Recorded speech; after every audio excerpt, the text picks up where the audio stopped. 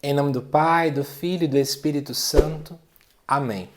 Amado irmão, amada irmã, nós estamos agora para juntos refletir o Evangelho que é lido dentro da celebração do Domingo de Ramos. Isso porque são dois evangelhos, um na procissão, outro dentro da celebração.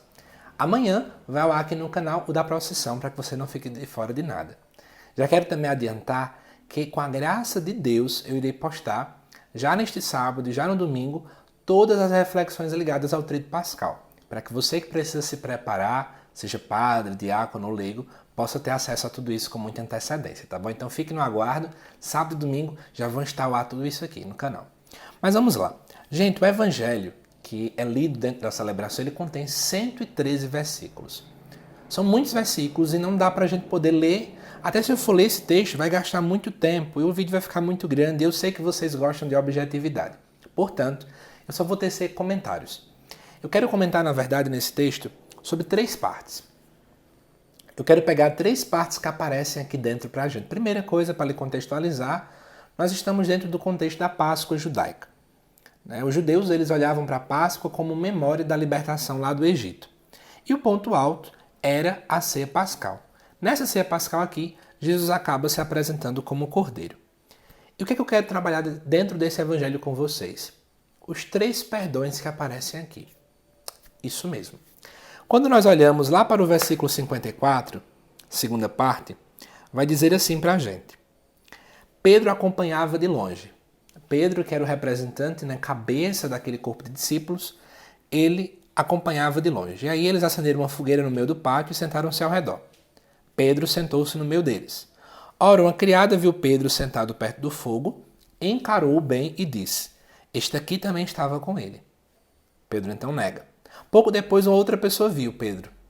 Diz que ele estava, Pedro nega. Depois passou mais ou menos 1 hora e o outro insistia. Pedro nega de novo. Nesse momento, segundo o versículo 60, um galo canta. No versículo 61, então o Senhor se voltou e olhou para Pedro. E Pedro lembrou-se da palavra que o Senhor lhe tinha dito, de que antes que o galo cantasse, ele ia negar 3 vezes. Então Pedro saiu para fora e chorou amargamente. Apenas Lucas relata esse olhar de Jesus para com Pedro. E é algo magnífico fazer uma reflexão sobre esse olhar. Pedro, que representa a igreja, representa todos nós, disse que não ia negar Jesus, mas na hora H negou. O pecado que nós cometemos também é uma negação, a exemplo do que Pedro fez. Todas as vezes que nós negamos, nós estamos dando um não a Deus e o sim ao pecado e sim ao mal. Mas Jesus, ao olhar para Pedro, Jesus não condena Pedro.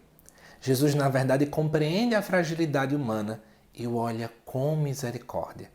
Em todo o Evangelho de Lucas, o olhar de Jesus sempre reflete a misericórdia. É o olhar do Pai misericordioso que olha o Filho. É o olhar daquele que cuida daquele que sofre. O olhar de Deus para os pecadores, os sofridos, os excluídos. Da mesma coisa acontece aqui. Jesus olha para Pedro e o ama. E por que Pedro chora? Porque ele reflete o quanto ele está longe do projeto de Deus.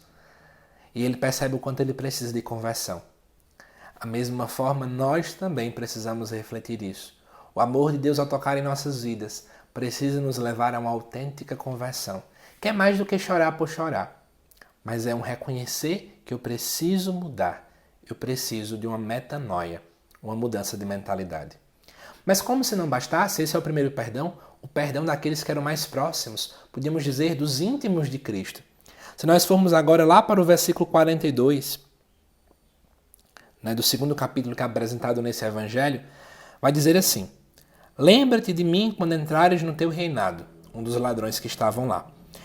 E aí Jesus responde no versículo 43, em verdade eu te digo, ainda hoje estarás comigo no paraíso. Podíamos dizer que esse perdão reflete os cristãos de segunda geração. É o que eu estou querendo dizer com essa expressão. Historicamente falando, em primeiro lugar teve aqueles que se converteram inicialmente, seriam os cristãos de primeira geração, e aqueles que se converteram depois, seguindo o anúncio dos apóstolos. Mas trazendo para hoje, existe algo parecido. São aqueles, irmãos, que durante sua vida não caminharam com Deus, mas em algum momento, pelo anúncio de quem Cristo é, mudaram de vida. São aqueles que não eram batizados, que eram de outras religiões, que eram até ateus e que mudaram de vida. Jesus reconhece o desejo do coração de todos eles. Veja, o primeiro perdão é o perdão dos íntimos, dos que já estão na igreja. Agora é o perdão daqueles que não estavam na igreja, mas que querem entrar. Jesus acolhe. E isso precisa trazer para nós uma reflexão de que nós precisamos fazer a mesma coisa, né? Nós precisamos perdoar aqueles que já estão na caminhada, nessa caminhada, né, sinodal do caminhar juntos, também para juntar com aqueles que querem entrar. Nós não podemos criar uma visão puritana de que só pode sermos nós que já estamos na caminhada que podemos alcançar a salvação. Mas todos aqueles que querem abrirem o coração e buscarem mudar de vida e crerem em nosso Senhor, podem sim também alcançar a salvação. Mas ainda existe outro perdão. E ele se encontra no versículo 34. No alto da cruz, Jesus diz: Pai, perdoa-lhes, eles não sabem o que fazem. Aqui nós temos um terceiro perdão. O perdão daqueles que nem sequer reconheceram que estavam errados. E que profundo nós vermos que Jesus, ao olhar para esses que não queriam, também pede perdão por eles. É muito diferente da nossa prática. Nós só queremos perdoar aqueles que vêm até a gente e se humilham. Nós só queremos perdoar quando nós temos motivos para exercer esse perdão. Mas aqui, eles não tinham motivo nenhum para receber o perdão. Mas Jesus entendia que a sua essência é o amor. E sendo amor, ele precisava perdoar a todos. Partindo desse contexto, eu trago esses 3 perdões para que a gente entenda. O nosso chamado é perdoar, perdoar e perdoar. 3 vezes. Compreendo tudo, né? Precisamos perdoar de modo completo. E para que você entenda que faz todo o sentido que eu estou trazendo, basta você lembrar que o ato de entrega total de Jesus, a sua morte obediente, morte de cruz, foi um ato de salvação. Nós que antes éramos injustos, e ainda somos injustos, porque ainda não queremos nos abrir para esta graça, experimentamos o maior perdão da história, o da entrega de Jesus.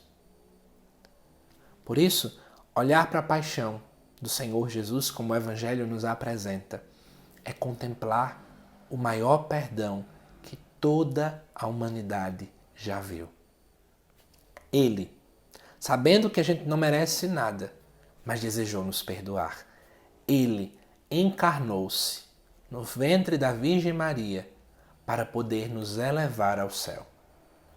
Nós que não olhávamos para ele, nós que não criamos nele, nós que fazemos um monte de bobagem. Por isso, convido você, finalize dessa forma, a lembrar, precisamos perdoar a todos, a exemplo dele. Olhemos para essa Semana Santa como essa via de perdão, o Cristo que foi caminhando para nos perdoar, para nos salvar, e nós precisamos fazer a mesma coisa. Que Deus te abençoe, amado irmão, amada irmã. Te espero aqui no canal amanhã para a reflexão do Evangelho da Procissão, para você que tem curiosidade de poder entender ele melhor. Até lá!